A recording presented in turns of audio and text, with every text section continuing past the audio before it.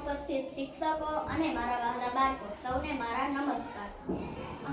મારું નામ રૂડાજ પ્રિયાંશી દેવભાઈ છે. હું ધોરણ 5માં શ્રી કન્યા શાળા ભાથરમાં અભ્યાસ કરું છું. હું તમને એક વાર્તા કહીશ.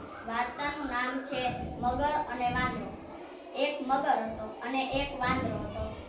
મગર મોટી નદીમાં રહે અને વાંદરો મોટા જાંબુના ઝાડ પર રહે. વાંદરો જાંબુના ઝાડ પર રહે ને તો તે કૂદાકૂદ કરે. તે જાંબુના ઝાડ પર કૂદાકૂદ કરે અને જાંબુ ખાય. અને એ જાંબુ ખૂબ જ મીઠા હતા. અને તે જાંબુ ખાય અને ઠળિયા તળાવ નદીમાં ફેંકે.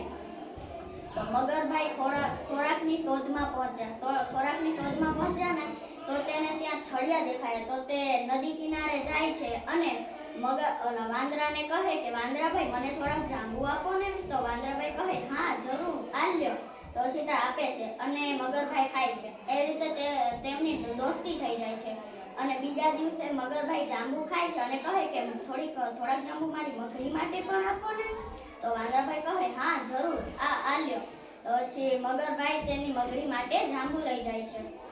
જાંબુ લઈ જાય ને તો મગરીને આપે. મગરીના મનમાં એમ થયું કે આ જાંબુ આવા મીઠા છે તો તે જાંબુ રોજ ખાતો હશે, તેની કાળજુ કેવો મીઠો હશે.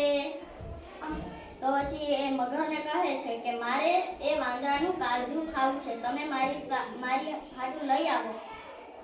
તો મગર કહે કે ના એ મારો મિત્ર છે, હું તેની સાથે દગો કરી શકું નહીં. તો મગરી કહે કે તમને એ વારો છે કે હું, એમ કહી તે પોતે રડવા માંડી.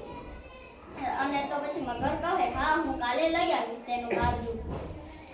તો બીજા દિવસે જાય છે અને વિચારે છે કે હું વાંદરાને બોલાવું કેમ. તો પછી એને યુક્તિ સૂઝે છે, હું એને ખાવાની લાલચ આપીશ.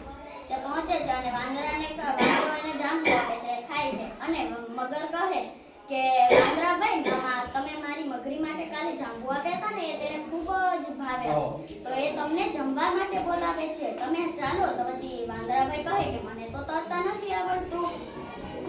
તો પછી મગરભાઈ કહે કે તમે મારી પીઠ પર બેસી જજો, ચાલો. તો પછી વાંદરાભાઈ કૂદકો મારે છે અને બેસી જાય છે. અને અડધે કિનારે પહોંચે અને મગરભાઈ તો બોલાઈ જાય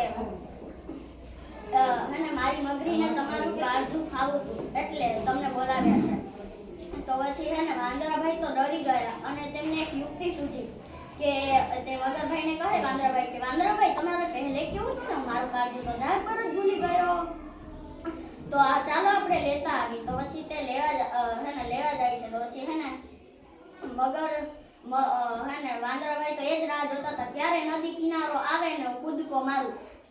તો નદી કિનારે પહોંચે છે. વાંદરાભાઈ તો સીધા કૂદકો મારી અને મગરને કહે કે મગર મેં તો તને મારો મિત્ર માન્યો હતો, તે મારી સાથે આવો દગો કર્યો.